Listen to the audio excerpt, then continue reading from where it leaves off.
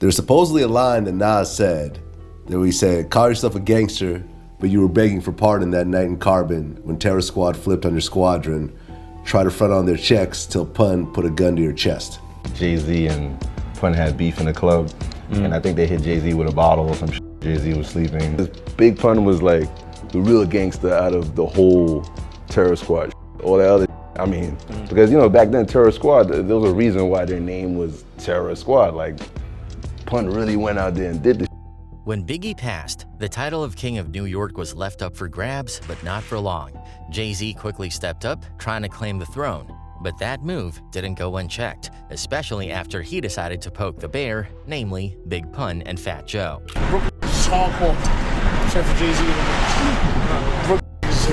As you'd expect, all hell broke loose. Jay-Z got a piece of the Terror Squad, some innocent people got caught in the crossfire, and the whole situation spiraled into chaos. Let's break it down. How it all started. Back in the 90s, two of the biggest crews coming out of New York were Fat Joe's Terror Squad and Jay-Z's Roc-A-Fella Records. Both camps were on the rise, and Joe and Jay had a solid relationship during their come-up days. They weren't exactly best friends, but there was mutual respect in the air.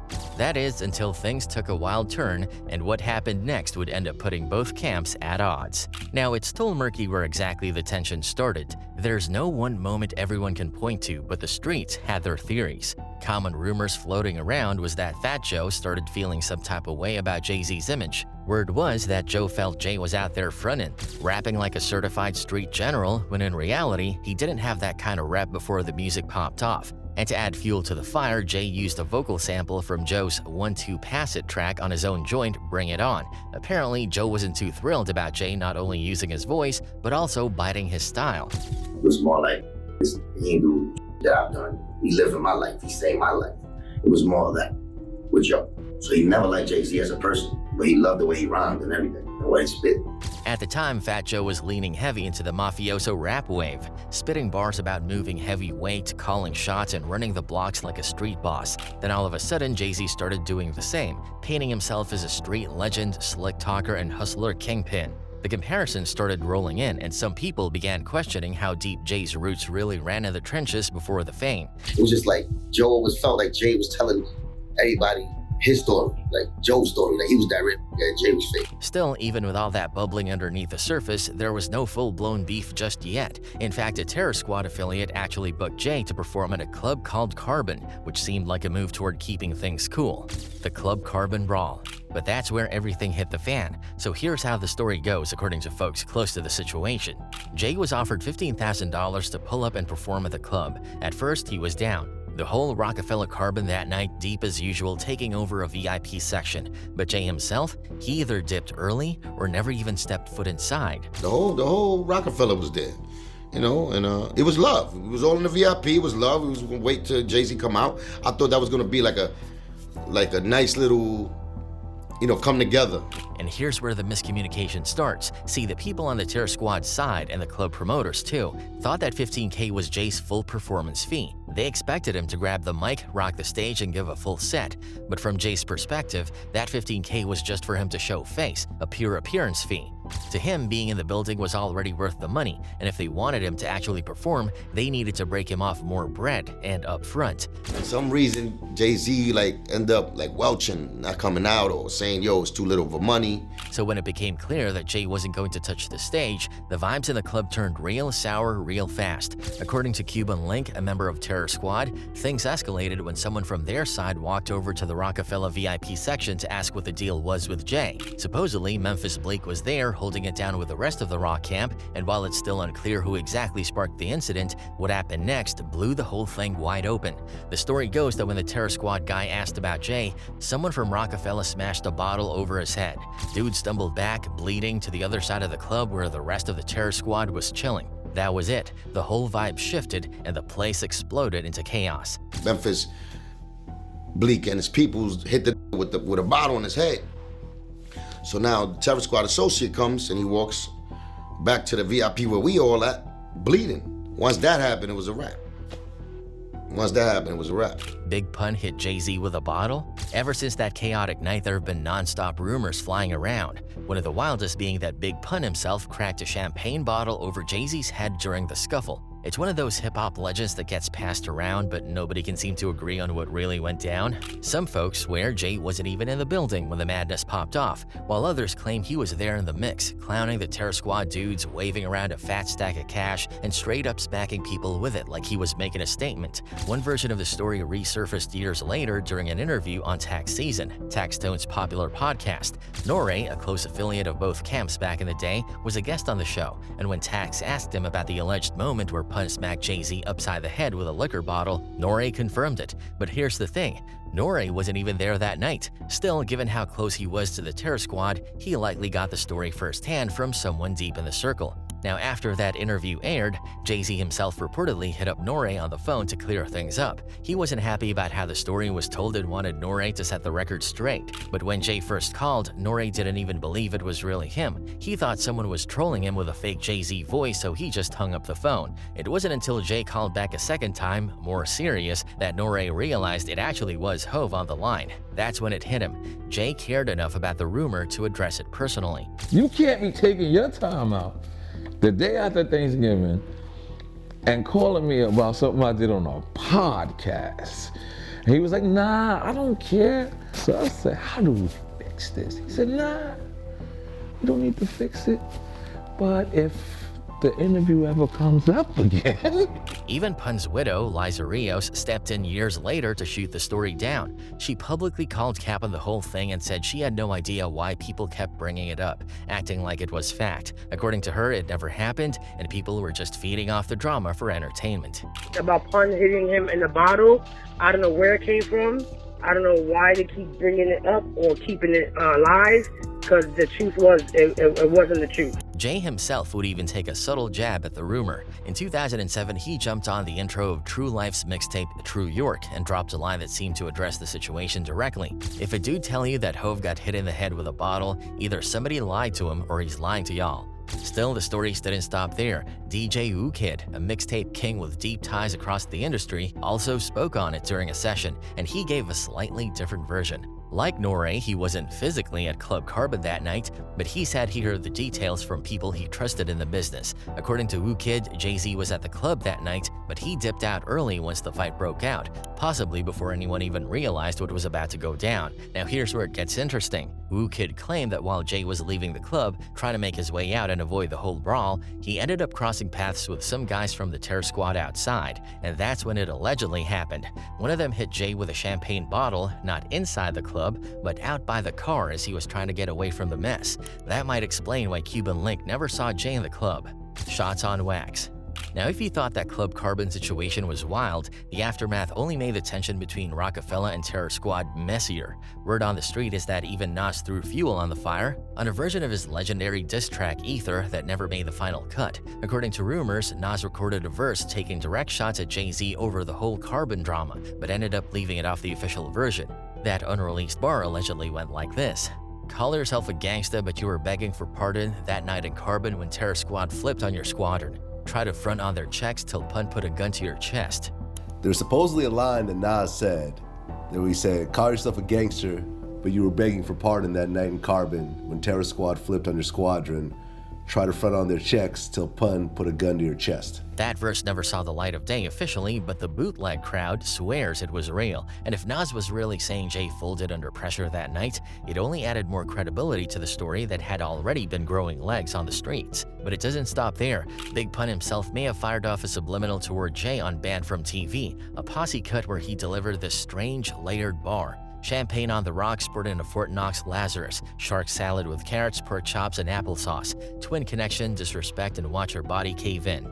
Now at first glance it might sound like Pun's just flexing his lyrical muscles with food metaphors and mafia imagery, but heads in the know were reading between the lines. That champagne on the rocks and twin connection line? Some thought it was a nod to the incident with Jay-Z and Roc-A-Fella at Carbon and how things went left when the twins, aka Pun and Fat Joe, felt disrespected.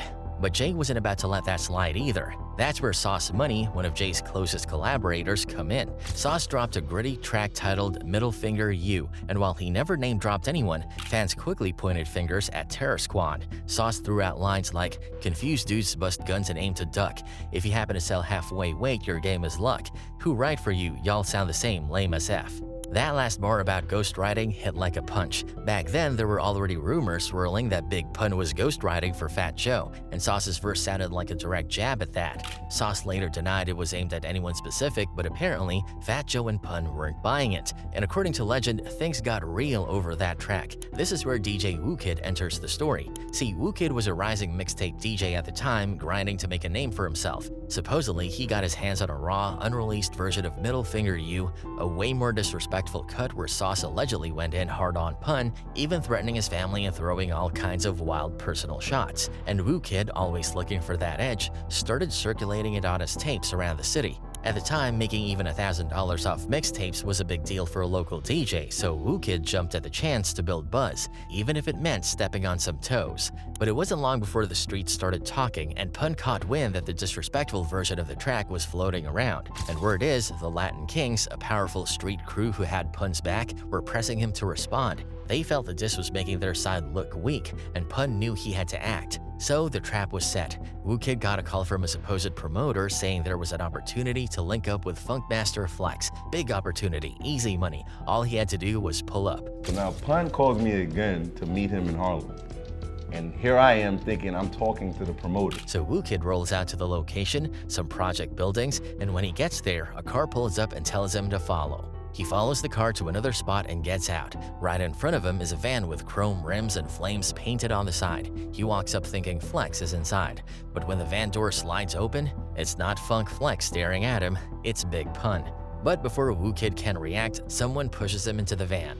Next thing he knows, he's on his knees, face to face with one of the most feared and respected lyricists in the game. And Pun's not playing. He pulls out an Uzi and starts pressing Woo-Kid hard about the tape.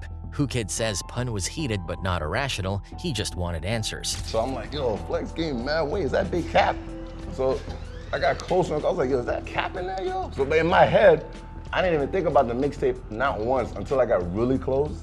And then now I see Pun. I was like, oh. But after a tense back and forth, Pun realized Woo-Kid wasn't some instigator or industry op. He was just a young DJ trying to hustle his way into the game. So in the end, Pun let him go. But by this point, Pun was now locked in and was on a mission to find Jay-Z and end the beef for good. Word is, Pun actually pulled up to Roc-A-Fella's office one day and stormed through the building, yelling out for Jay-Z like it was a scene straight out of a gangster flick. Folks inside the building were allegedly shook. Right. Because after they met me, Pun went to Roc-A-Fella to the offices and ran up in the offices and did his thing.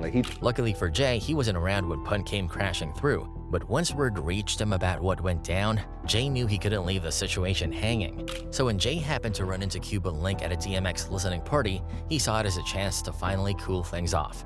According to Cuban, Jay approached him directly and said that Sauce Money's track wasn't aimed at Pun or Fat Joe, that the rumors were just rumors and the song wasn't intended to spark beef. Jay wanted Cuban to take that message back to the squad, maybe hoping it would ease the tension, but according to Cuban Link, even after he relayed Jay's message, the vibe in Terror Squad didn't change. They still felt like they'd been disrespected, on record in the streets and in front of the industry. Jay-Z pulls me to the side and tells me, yo Q, you tell your mans in them that record wasn't for them, man, you heard? So I said, I'll tell him. He gave me that, and then, I went and told him there was nothing, you know what I'm saying? But they felt that way. Terror Squad confronts Jay-Z. Then came Chicago, the place where things nearly came to a head and where one of the wildest rumors from this whole saga takes place. Jay-Z and Big Pun were both booked to perform at the same show in Chi-Town. Ahead of the event, Pun and Fat Joe reportedly arranged a private meeting with Jay in the green room backstage. Just the three of them. Nobody really knows what went down behind those closed doors, but rumors started flying soon after. The craziest version? That Pun got so heated during the conversation that he started chasing Jay-Z around the couch. But some people have called cap on that story, especially since when they all came out of that green room later that night, things seemed cool. There was no violence, no scene, and both Jay and Pun went ahead and performed their sets like nothing ever happened. Whether it was just a tense talk, a heated back and forth, or something more physical, we'll probably never know. Sadly, Big Pun passed away not long after, leaving fans with a major what-if moment. What if he and Jay had squashed everything and linked up for a collab? Fat Joe and Jay-Z. As for Jay and Fat Joe, their story wasn't over either. After Pun's passing, the relationship between Joe and Jay was chill for a minute, but that didn't last long.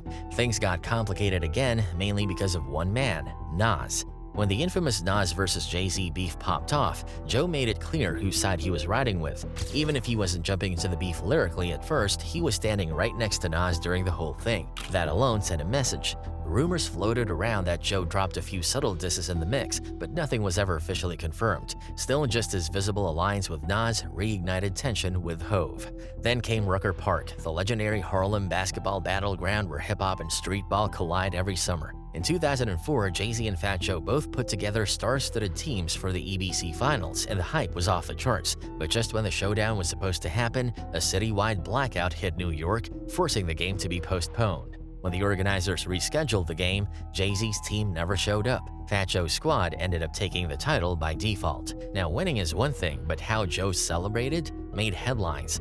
On Terror Squad's massive hit Lean Back, Joe dropped a slick jab. "K, keep telling me to speak about the Rucker. Matter of fact, I don't want to speak about the Rucker. Not even Pee Wee Kirkland could imagine this. My dudes didn't have to play to win the championship." Jay didn't let it slide either. He clapped back on his track "The game is mine" with a line, "But I'm the proud new owner of the Nets. No diploma, no regrets. Don't even talk about no Ruckers."